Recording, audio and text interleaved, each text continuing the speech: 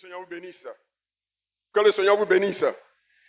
Alors, dimanche dernier, on avait commencé le thème. Qui peut me rappeler le thème? Les 5 clés d'un bon bilan. Et donc, nos textes de base étaient Matthieu 25, versets 14 à 30, qu'on a intitulé le bilan de la gestion des talents. Et le deuxième texte que nous avons lu, Éphésiens 3, 20, la puissance divine infiniment infinie qui surabonde dans notre vie.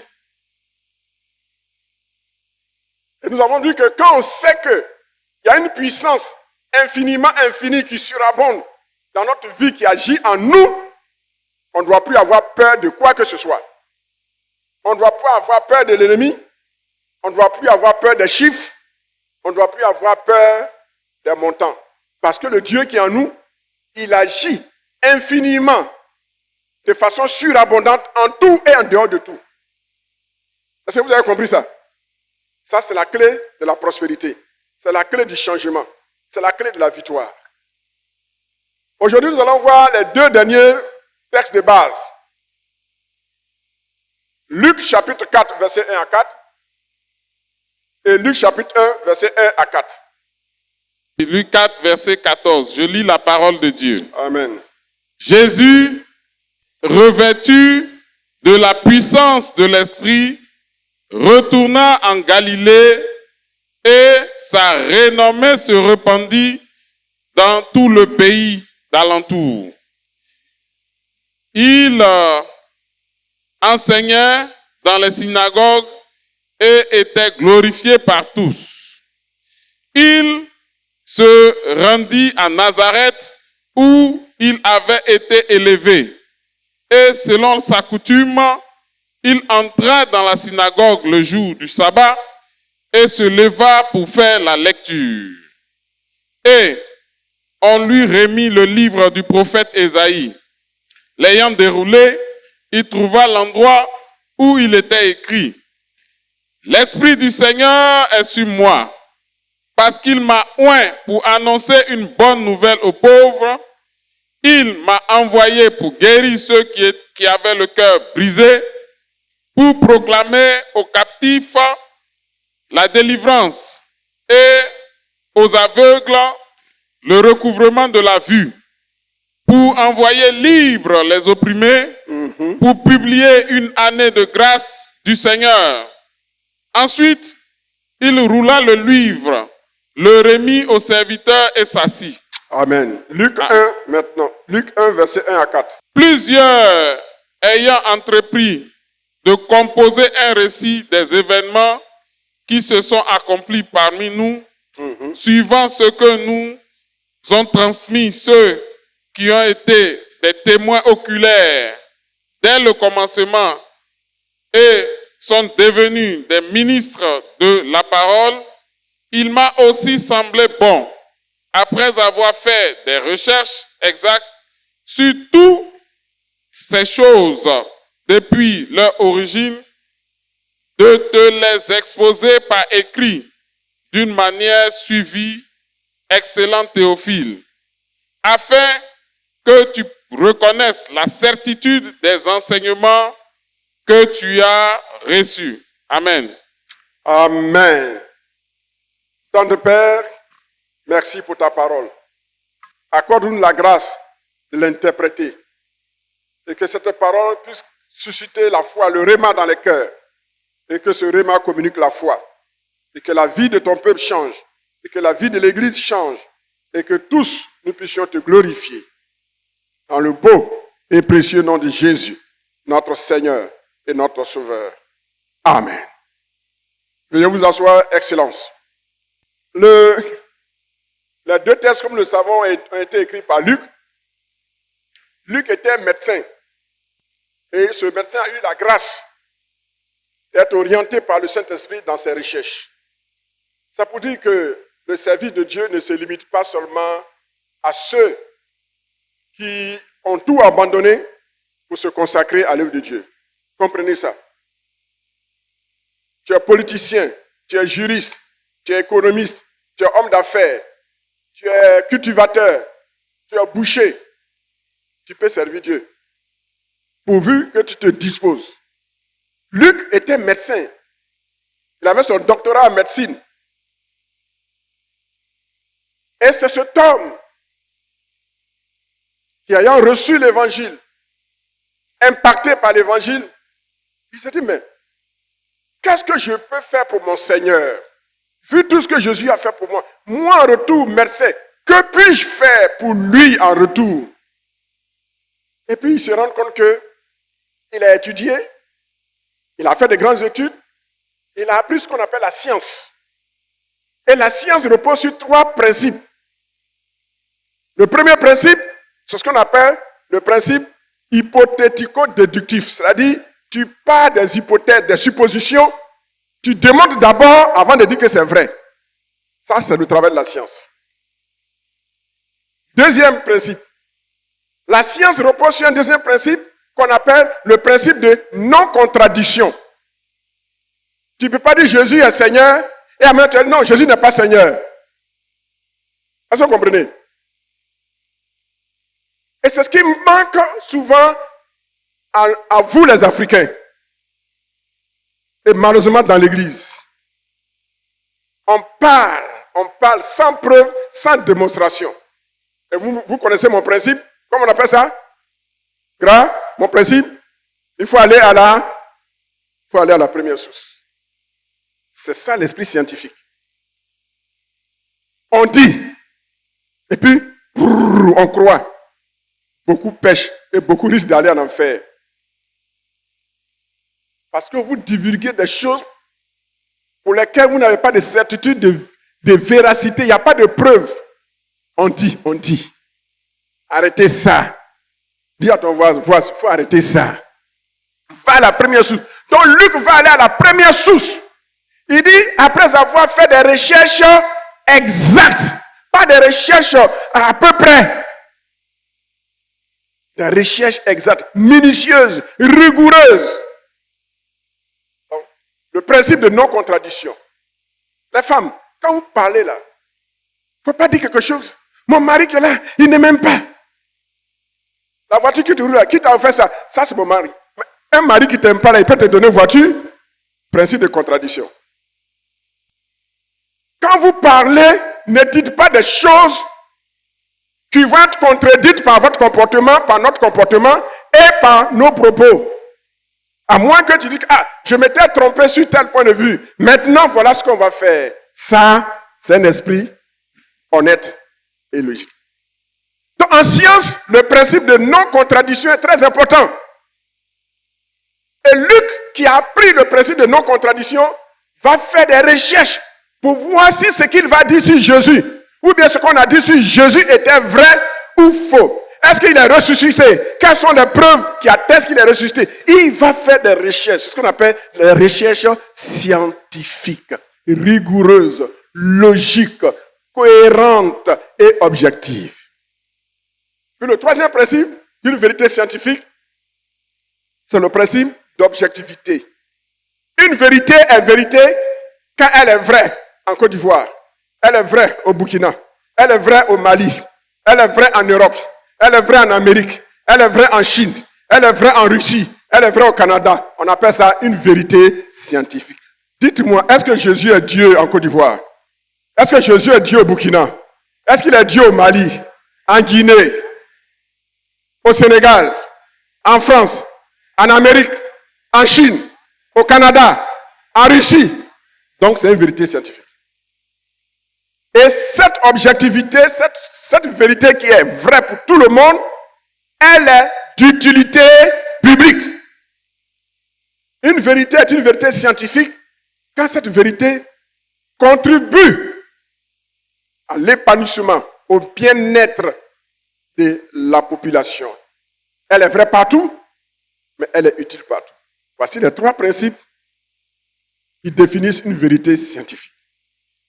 Alors, Luc, en tant que médecin, il va mettre son savoir au service de Dieu comme sa bouche, et Dieu va utiliser sa bouche pour parler dans son micro, qui est l'évangile. Dans ce que Luc a écrit, il veut montrer que Jésus, Il est le Fils de l'homme. Il veut montrer que Jésus est le dernier Adam. Le premier Adam a échoué. Le premier Adam est venu dans un monde sans péché. Il a péché. Le dernier Adam, il vient dans un monde de péché et il ne pêche pas. Vous voyez la contradiction. Alors Luc, l'idée qu'il a derrière la tête, c'est de montrer que Jésus, il est vraiment celui qui est venu pour donner un sens à la vie de l'être humain. Il est venu pour créer la nouvelle humanité en Dieu. La première humanité a échoué, mais Dieu est le Dieu de la deuxième chance.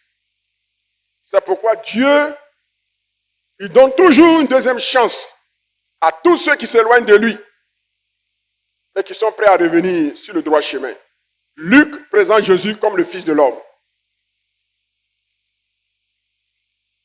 Et tout ce qu'il va écrire, il va l'écrire en respectant la logique scientifique. Dans ces deux textes que nous avons lus, j'aimerais mettre l'accent sur deux choses. Pour que nous puissions avoir un bon bilan, il faut faire le bilan des talents, comme on a géré nos talents. Deuxièmement, il faut compter sur la puissance infinie de Dieu. Nous allons voir 2 points aujourd'hui. Le troisième point, il faut connaître les 3 éléments prophétiques de la vision de notre programme. Les 3 éléments prophétiques de la vision de notre programme. Et c'est de ça qu'il est question dans le deuxième texte que nous avons lu, Luc 4. Il dit, l'Esprit du Seigneur est sur moi, il m'a oint pour. Donc, le premier élément, c'est le but prophétique. Notez le but prophétique. Le but prophétique de l'onction. Le but prophétique pour lequel nous allons être embrasés. Le but prophétique pour lequel nous allons recevoir le revêtement. Le but prophétique pour lequel nous allons nous consacrer à Dieu. Le but prophétique pour lequel nous allons nous laisser remplir par le Saint-Esprit en cette année. Nous devons le connaître. Le but. Il dit, l'Esprit du Seigneur est sur moi. Il m'a oint. Pour faire quoi? Parce qu'il m'a oint pour annoncer une bonne nouvelle aux pauvres. Quand l'onction vient, c'est pour nous pousser au travail. Pourquoi tu veux être embrasé? Pourquoi voulons-nous être embrasés à cette année? Il faut connaître le but. Deuxièmement,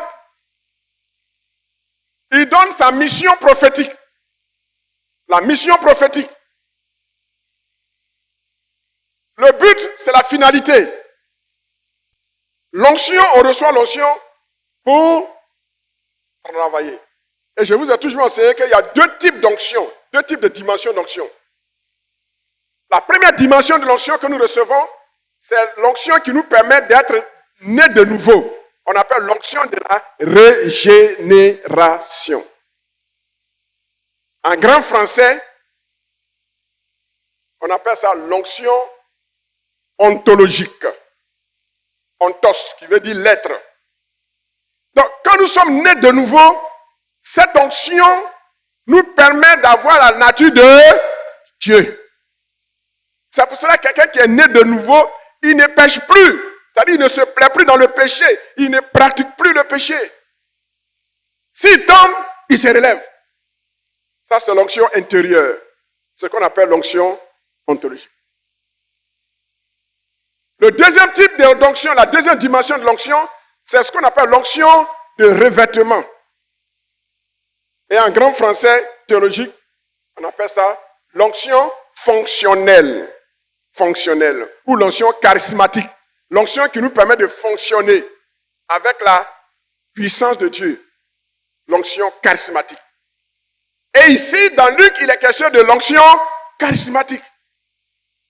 Donc, le but prophétique de l'onction, c'est pour travailler avec la puissance de Dieu, dans la dimension de la puissance de Dieu. Ça, c'est le but. Maintenant, quelle est la mission prophétique? Il dit pour apporter une bonne nouvelle aux pauvres. Pourquoi cette année nous voulons mettre l'accent sur le Saint-Esprit, et la personne et l'œuvre du Saint-Esprit? Notre mission, c'est d'annoncer l'évangile.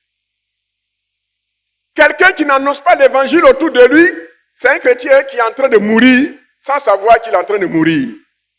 Pose la question à ton voisin. À combien de personnes as-tu parlé de Jésus en 2024? Regarde le doigt dans les yeux et qui te répond, s'il peut te répondre. Deuxième question. Combien d'âmes as-tu invité à l'église? Combien d'âmes as-tu invité à l'église? Et enfin, troisième question. Depuis que tu es chrétien, combien d'âmes as-tu amené au Seigneur? La mission prophétique de l'onction, c'est pour que nous puissions annoncer l'évangile. À la pastorale, la pastorale a été interpellée sur l'importance de l'évangélisation. Il faut toujours être équilibré. Il ne faut pas déshabiller Paul pour habiller Pierre. Il ne faut pas déshabiller Paul pour habiller Pauline. Il ne faut pas déshabiller Pierre pour habiller Pierrette. Il faut être équilibré.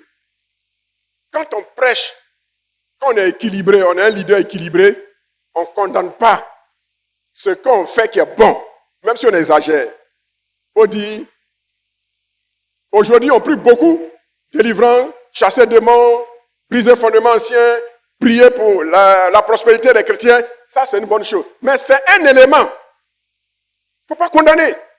Parce que quand tu te mets à condamner, toi-même, tu te prêtes au faux, tu es en train de dévier. Vous savez, la vie de l'église, c'est comme un fil raide, une corde raide. Il ne faut pas aller trop à droite, sinon tu tombes. Il ne faut pas aller trop à gauche, sinon tu tombes. Il faut rester au juste milieu. Prier pour les chrétiens, c'est une bonne chose. Jésus a apporté la bénédiction, la délivrance, la guérison. Mais aussi, il évangélisait. Donc, en parlant de l'évangélisation, il ne faut pas condamner. Ah, on prie trop, on prie trop. Non, ce n'est pas bon, ce n'est pas équilibré. Et puis, ce n'est pas honnête. Ce n'est pas honnête. Ce n'est pas honnête. Il faut ajouter à ce qu'on fait qui est bon. Il faut ajouter ce qu'on ne fait pas assez. C'est ça l'équilibre. Donc, l'évangélisation, nous devons revenir à l'évangélisation. La mission d'un peuple embrasé, c'est on est embrasé pour annoncer la bonne nouvelle. Et cette année, que Dieu nous aide pour que chacun puisse apporter son âme au Seigneur. Amen. Troisième élément, les objectifs prophétiques. Objectifs prophétiques. C'est-à-dire, pour réaliser sa mission, on a besoin de passer par quelle étape? Les objectifs, c'est les étapes par lesquelles on passe. Quand la femme doit préparer sa sauce graine, son premier objectif, c'est d'aller au marché. Arriver au marché, c'est d'acheter la graine. Troisièmement, tous les autres ingrédients. Et quatrièmement, elle rentre à la maison. Cinquièmement, elle commence à préparer.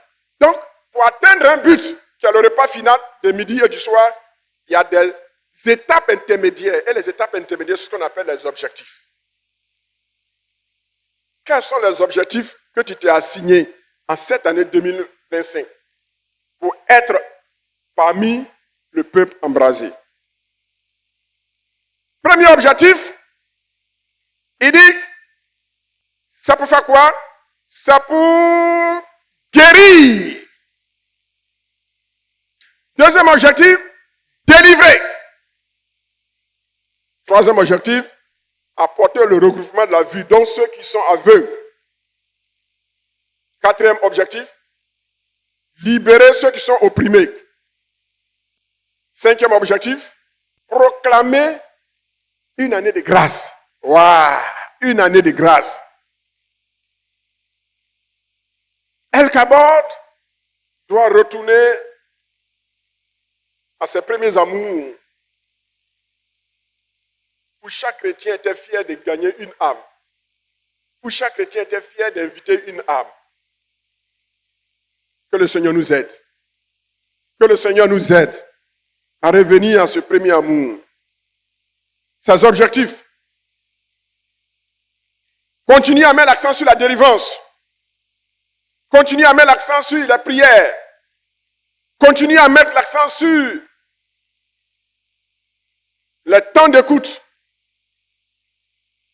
Priez pour ceux qui sont sous l'emprise des démons. Tous ceux qui sont poursuivis par les sorciers. Nous devons continuer. C'est le combat spirituel qui a aidé l'église de El Kabod à grandir sur la base de l'adoration. Nous ne devons pas perdre de vue ces réalités. Que le Seigneur nous aide à revenir sur ces choses. Il dit publier une année de grâce. La grâce est le résumé de tout ça. C'est par la grâce qu'on peut guérir les malades. C'est par la grâce qu'on peut délivrer. C'est par la grâce qu'on intercède et on chasse les démons. C'est par la grâce qu'on console les cœurs brisés. Nous avons tout reçu par grâce. Et nous devons rendre grâce à Dieu en tout. 2025, l'année de l'embrasement. Quel est ton programme? Quel est ton programme? Quel est ton programme prophétique? Quel est ton but prophétique? Où tu veux arriver en cette année 2025? Quelle est ta mission? Qu'est-ce que tu veux faire en cette année 2025? Quels sont tes objectifs prophétiques? Par quelle étape vas-tu passer pour atteindre ton but? C'est ça. Ayez vos calepins et notez dans vos calepins, Seigneur, en cette année, voilà où je vais arriver. Seigneur, voilà les étapes par lesquelles je vais passer. Seigneur, voici la mission que je m'assigne. Gagner une âme ou bien évangéliser une âme par semaine ou par mois. Mais au moins gagner 2 âmes avant la fin de l'année. Vous devez avoir votre calendrier. Quand vous venez à l'église, prenez note. Prenez note. Vous qui avez les cellulaires, notez dans les cellulaires. Mais il y a un carnet où vous allez écrire avec votre bic. C'est important. Celui-là, là, il peut se planter et puis tu as tout perdu. Mais cahier, ça reste dedans. Mettez le maximum de profit, le maximum de moyens à profit. Jésus dit, connaissez son programme. Le but qu'il voulait atteindre. La mission. Et les différentes étapes pour atteindre sa mission, son but, ses objectifs, il connaissait. Quels sont les objectifs que tu t'es assignés en cette année? Frères et sœurs, il ne faudrait pas que la vie chrétienne devienne une routine. Finissons avec la routine. La routine tue. Et quand on tombe dans la routine, c'est nous, on a bouche pour parler. Mais on n'est pas un exemple, on n'est pas un modèle. C'est pas bon. Assignez-vous des objectifs. Au niveau du couple, au niveau de la famille, au niveau des départements, au niveau des comités et au niveau personnel. Le deuxième texte, Luc chapitre 1, il nous parle de l'esprit de discipline, de rigueur et d'excellence. Ça, c'est le 4e principe. Premier, la gestion des talents. 2, compter sur la puissance infinie de Dieu. 3, avoir un programme prophétique. Et 4, travailler selon une vie de discipline, de rigueur et d'excellence. C'est à juste titre que l'apôtre Luc dit ceci. Il dit, plusieurs ayant entrepris de composer un récit des événements qui sont accomplis parmi nous, suivant ce que nous ont transmis ceux qui ont été dès le commencement les témoins oculaires et ministres de la parole. Luc n'a pas eu le privilège de marcher avec Jésus, mais il a entendu parler de Jésus à travers quelqu'un, un canal. On les appelle les témoins oculaires. Quand quelqu'un va venir te parler de quelque chose de l'église ou dans le pays, dis-lui, qui est ton témoin oculaire? Pose la question. S'il commence à balbutier, c'est qu'il est suspect. Dis, mon frère, tu es suspect. Qui est ton témoin oculaire? N'acceptez pas tout ce que les gens vous racontent. Ils pêchent, ils veulent aller en enfer, mais ils cherchent des gens qui vont les accompagner en enfer. Alors, ils veulent partager leurs péchés. Ne vous laissez pas être comptable ou être emballé par qui que ce soit dans son mensonge. Luc dit, c'est à partir des témoins oculaires que j'ai appris. Mais si c'était moi, j'allais dire, mais un témoin oculaire, c'est suffisant. Mais Luc ne s'arrête pas là. Il ne met pas en cause les témoins oculaires. Mais il dit, ça, ce qu'ils ont dit. Est-ce que ce qu'ils ont dit est vrai? Luc va aller à la première source. Et il va à la première source. Et il fait des recherches. Faites des recherches. Ah, il paraît que. Ah, il paraît que. Ah, il paraît que. Ah, il paraît que. Ah, tu es la seule qui n'est pas au courant. Ah bon? Il faut dire, Boise, ce que tu fais là, ce n'est pas scientifique. Il faut dire que c'est agricole. C'est agricole. Et puis c'est charnel. Parler sur la base de vérités, d'éléments, d'arguments vérifiés et vérifiables. Luc fait des recherches. Parce que le mensonge, la contre-vérité que vous allez proclamer, confesser, c'est comme des plumes d'oiseaux que vous laissez au vent libre. Tout est parti. Si on vous dit que ce que vous avez dit était faux, reconstituez la vérité. Est-ce que vous pouvez la reconstituer? Non. Les plumes sont parties. C'est comme de la poudre. Avant de parler de quelque chose, de l'église ou en dehors de l'église, réfléchissez 7 fois. Réfléchissez combien? 7 fois. Parce que ce que vous dites vous engage. Votre parole vous engage. Et si vous ne faites pas attention, ce qui vous engage peut demain engager votre descendance. Faites beaucoup attention. Luc dit ce que j'ai appris, j'ai fait des recherches, des investigations minutieuses. Il dit, il m'a aussi semblé bon, après avoir fait des recherches exactes. Ce n'est pas des recherches approximatives, mais il dit des recherches exactes. On dit, Jésus est mort à 15 heures. Il a fait des recherches exactes pour voir, effectivement, il était mort à 15 heures. On dit, le centenier qui était là, il a vu. Il a fait des recherches, il est allé voir le centenier. C'est vous qui étiez là, c'est vous qui... Il dit, oui, des recherches exactes.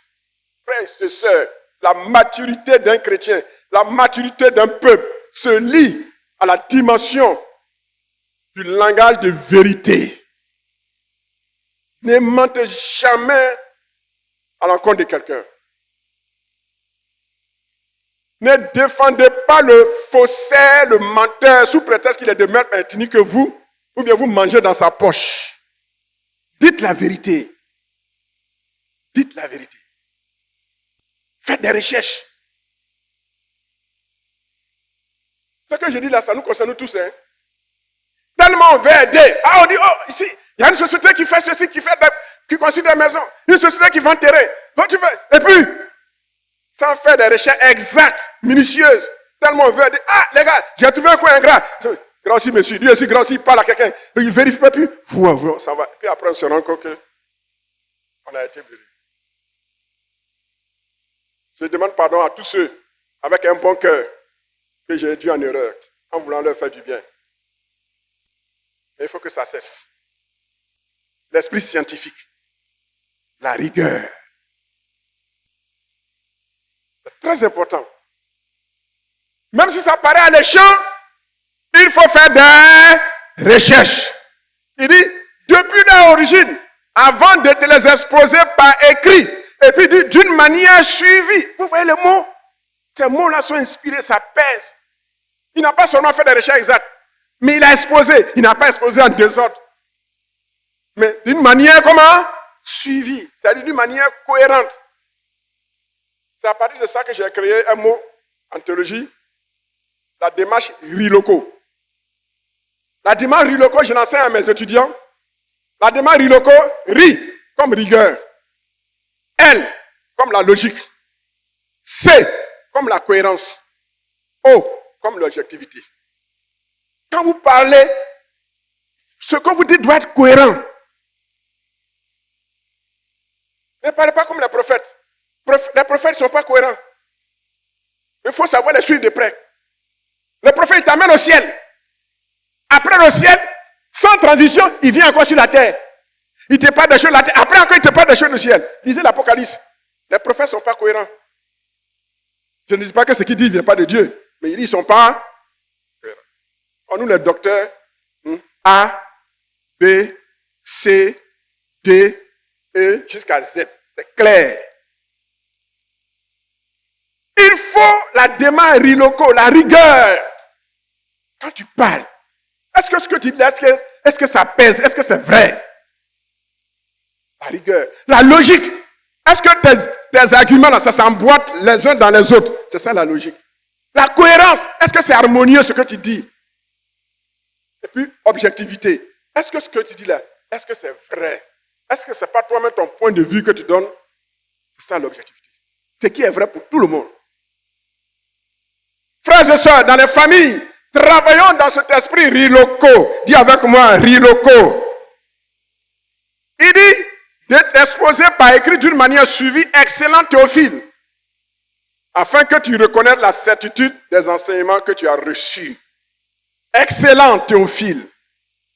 Le titre excellent est un titre qu'on employait dans le milieu politique, le milieu académique. Excellent. Excellence, monsieur le Premier ministre. Excellence, monsieur le Président. Ce titre est un titre honorifique. La personne à qui Luc est en train d'écrire est un homme haut gradé dans la société. Selon mes recherches, il semblerait que c'est un homme de l'armée. Mes recherches, certains disent que c'est un homme de l'armée. Et mes recherches sont allées un peu plus loin. Et il était un homme politique. Mais je crois plus au côté politique. Ça veut dire quoi? La manière dont on parle de Jésus aux hommes politiques, elle est différente de la manière dont on parle des hommes ordinaires. Dites-moi, homme de Dieu, pourquoi? Le mot Théophile n'était pas son vrai nom. Si j'étais devant mes étudiants, j'allais vous donner son nom. C'est un nom romain à trois noms. Dans l'un de mes prochains livres, je vais donner le vrai nom de Théophile. Théophile n'était pas son vrai nom. Théophile était un nom codé. Théophile est composé de deux mots. Théos qui veut dire Dieu et philéo qui veut dire amour. Donc Théophile, c'est un nom codé que lui donne. Admettons dans le gouvernement. Prenons le vice-président se convertit. Mais quand je vais lui écrire, je ne dirai pas Monsieur le vice-président, son excellent vice-président, tant. Je suis en train de l'exposer pour dire que lui là, il est chrétien alors qu'il ne devait pas être chrétien. Donc, je lui donne un nom codé. Je dis Excellence Théophile. Celui qui aime Dieu. Mais pour l'instant, on ne doit pas publier qu'il aime Dieu. Donc, c'est un nom codé. Ou celui que Dieu aime.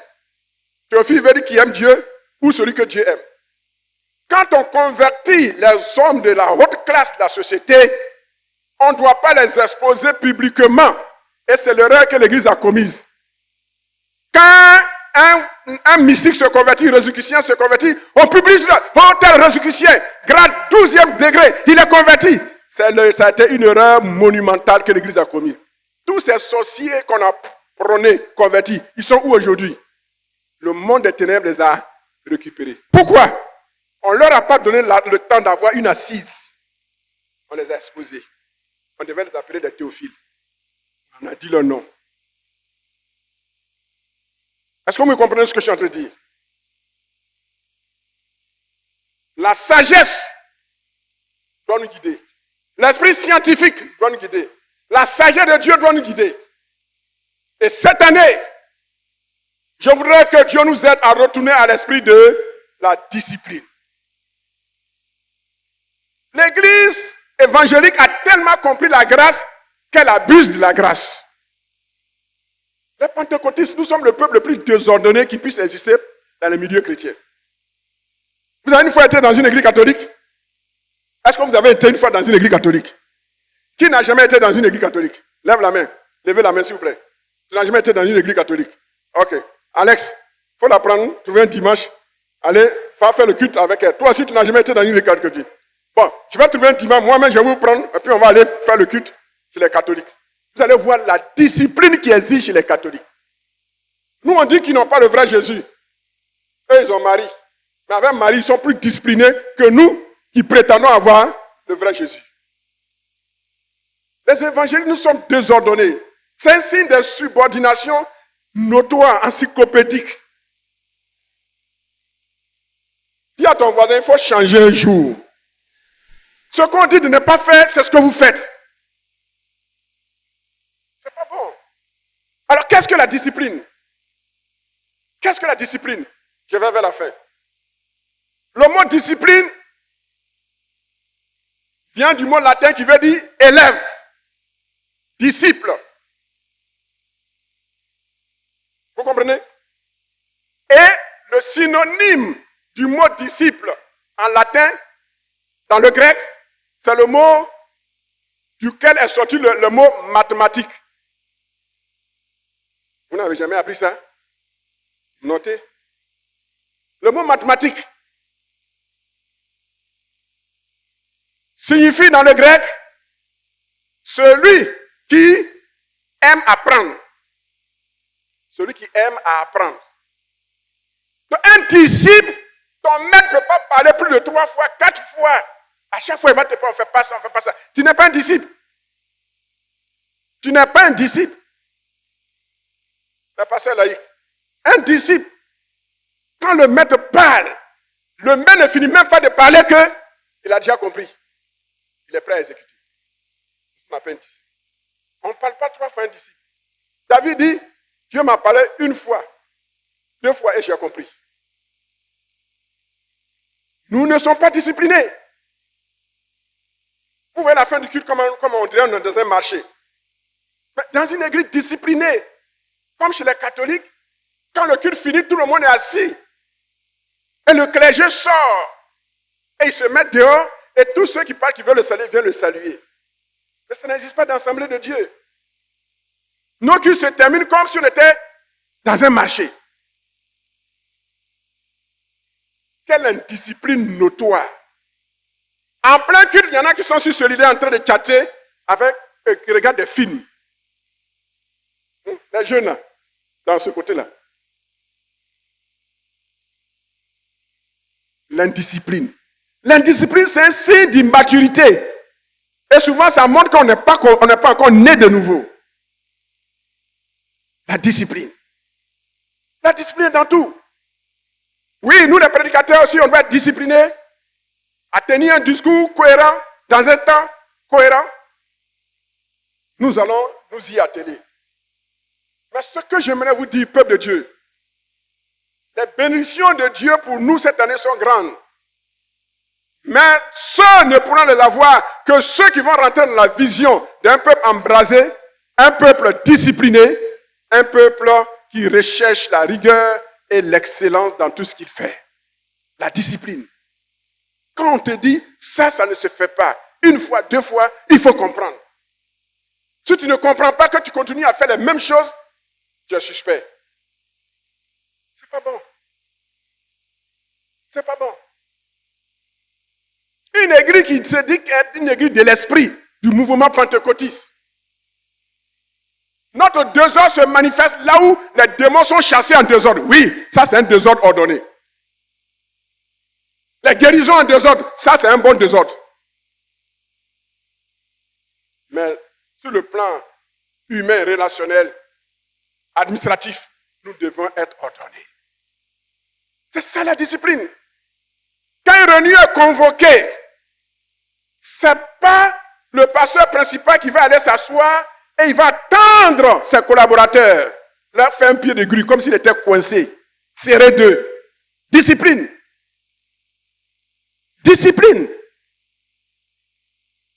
Quand on est rempli de Saint-Esprit, on est discipliné. La discipline, frères et sœurs, élève, disciple, celui qui aime apprendre. D'où est venu le mot mathématique? Mathétès. Il a donné mathématique. Quand on est rempli du Saint-Esprit, on doit être un bon mathématicien.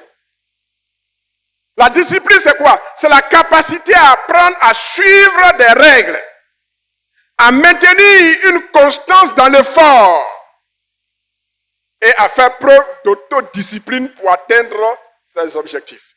Nous devons ensemble, vous et moi, faire preuve d'une discipline personnelle. Tellement on a compris la grâce que chacun, il est maître chez lui dans l'église. Mais admettons, si chacun veut faire ce qu'il veut, il n'y a plus de corps, il n'y a plus de famille, il n'y a plus d'église. Frères et sœurs, que Dieu nous aide. Vous voyez pourquoi les grands types, la personnalité n'aiment pas venir dans nos églises? Parce qu'ils disent que quand ils viennent dans nos églises, la dignité est bafouée.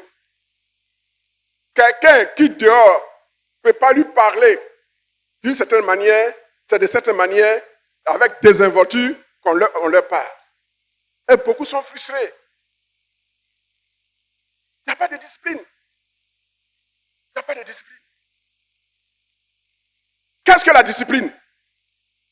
Être discipliné signifie avoir la capacité de se conformer aux règles, de respecter des engagements avec une certaine rigueur. C'est ça l'autodiscipline. Quand pendant la fête, le festival d'action de grâce, tu dis, moi je vais donner 1 million, je vais donner 2 millions, on ne t'a pas forcé. D'après quelqu'un, on ne t'a pas serré, Jésus ne t'a pas serré le col. C'est un artiste qui chante ça, non? On ne t'a pas fait quoi, on ne t'a pas serré le col, on ne t'a pas forcé. Donc il faut t'autodiscipliner pour donner ce que tu as promis. Est-ce qu'un homme qui est mature, est-ce qu'on a besoin de poursuivre? Ah, tu as promis de donner ça, tu n'as pas encore donné, tu n'as pas encore donné. Est-ce que c'est normal? Est-ce que c'est digne d'un peuple embrasé? L'autodiscipline. Quand ta bouche a dit, il faut t'autodiscipliner pour honorer ce que tu as dit. Respectons ce que nous avons décidé pour notre propre bonheur et pour la gloire de Dieu. Après la discipline, c'est la rigueur. Qu'est-ce que la rigueur? La rigueur vient d'un mot latin qui signifie ce qui est rigide, ce qui est raide. Et son synonyme dans le grec signifie être enraciné, être fixé solidement. La rigueur, c'est le fait d'être ferme. Je m'impose avec la grâce de Dieu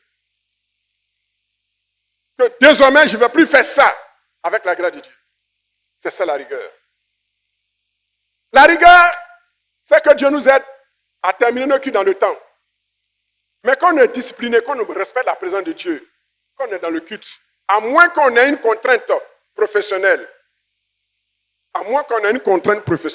mais quand on respecte Dieu, le culte n'est pas terminé, et toi tu sors, tu t'en vas. Le culte n'est pas fini, et tu sors parce que le culte dure, ça t'ennuie, tu t'en vas. Excusez-moi, mais c'est de l'impolitesse. Est-ce que devant le président Alassane Ouattara, il a une rencontre qui va durer 3 heures, 4 heures, 5 heures, tu vas te lever pour partir? Répondez-moi. Mais pourquoi ce que vous ne pouvez pas faire avec les rois de la terre, vous le faites avec Dieu?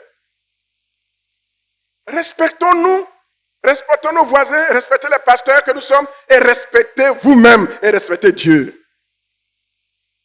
On sait ce que vous faites dehors. On sait ce que vous faites dehors. Vous restez devant le petit écran pendant des heures, en train de souiller votre esprit. Là, c'est normal. Mais quand vous êtes dans la présence de Dieu, vous trouvez que le culte est long. Il est long, mais il vous donne la vie. C'est ça la rigueur. Il faut être rigoureux. Nous, avant de vous attaquer, nous-mêmes, on se met en cause. C'est pourquoi nous avons décidé de faire un effort avec la grâce de Dieu, de rendre les cultes souples. 7h30, 10h30, désormais quand nous allons commencer notre nouveau programme, on va le respecter. Ça, je vous le promets par la grâce de Dieu. Et priez pour moi pour que je respecte cela. On va le faire. Mais je voudrais vous faire comprendre Quand vous ne venez pas au culte pour l'église, vous venez au culte pour Jésus. C'est Jésus qui vous a sauvé. Le prix que Jésus a payé, il est resté à la croix. De quelle heure? Quelle heure on a mis Jésus à la croix? De midi jusqu'à 15 heures. 3 heures au soleil. 3 heures au soleil. Toi, tu es assis sur un siège. Toi, tu es dans un temple. Mais lui, pendant 3 heures au soleil de l'Orient, avec le côté percé. Réfléchissez un peu. Frères et sœurs, réfléchissez un peu. Réfléchissez un peu. Vous voyez les païens, quand ils vont à des concerts, des heures, des heures, des heures, et ils ne veulent même pas que le concert finisse. Des païens qui vont aller en enfer, des candidats potentiels pour l'enfer. Frères et sœurs, que Dieu nous aide. Que Dieu nous aide. Que Dieu nous aide. Et je termine. Quand on a son programme prophétique, quand on a sa vision prophétique, quand on a son but prophétique, quand on a ses objectifs prophétiques, quand on est discipliné et quand on est rigoureux, le troisième élément, c'est d'apprendre à développer l'excellence. Dis avec moi, excellence. L'excellence, c'est la recherche continue d'amélioration et de performance, aller de gloire en gloire. L'excellence dit qu'il faut viser la perfection. Que Dieu nous aide. Que Dieu nous aide. Dans notre service de la louange, de l'adoration, l'intercession, la sécurité, l'ordre d'accueil, la prédication, il faut qu'on sache que les prédicateurs, ceux qui montent ici, ils ont fait des recherches. Ce n'est pas pour venir nous rabâcher Jésus sauve, Jésus guérit. Tout le monde sait ça. Qui ne sait pas ça ici? L'excellence. Le message doit être consistant. Le message doit apporter quelque chose de nouveau. Recherchons l'excellence dans tout. Recherchons l'excellence dans nos relations avec nos femmes. Les femmes ont besoin qu'on les aime davantage. Chaque jour, elles veulent qu'on leur dise qu'on les aime. Ce n'est pas aussi facile, hein? Qui a dit à sa femme ce matin qu'il l'aimait? Quelle femme à qui son mari a dit, chérie, je t'aime ce matin? Toi, ton mari t'a dit qu'il t'aime. Que le Seigneur te bénisse. Elle seule. Et les autres maris, ils sont où? Les autres maris sont où? Gras, tu n'as pas dit à ma fille que tu l'aimais? Chaque dimanche, il faut dire ça. Et puis, tu me rends compte. Hein? Le jour, il n'a pas dit là. Il va pénaliser, il va payer 5 000 francs. Donc, il faut préparer ton compte bancaire. Il faut dire, Padre, et toi? Non, la mienne, je n'ai pas pu dire que je l'aime parce qu'elle dormait quand je venais. Que le Seigneur nous aide. Excellence dans nos relations. Développons ce qui est beau. Semons la joie autour de nous. Laissons les critiques, les commérages. Manifestons à notre entourage que nous les aimons, que nous l'aimons. Manifestons à Jésus qu'on l'aime. Tu es en célébration, manifeste à ton chef de célébration que tu l'aimes, que le travail qu'il fait, même si ce n'est pas parfait, mais c'est beau et que la perfection n'est pas loin. Dites cela, encouragez-nous. Dis, pasteur, vraiment ton message là, aujourd'hui là, il n'y avait pas trop de mots grecs et hébreux, mais il était bon. On a besoin d'être encouragés. Que le Seigneur vous bénisse. Que le Seigneur vous bénisse.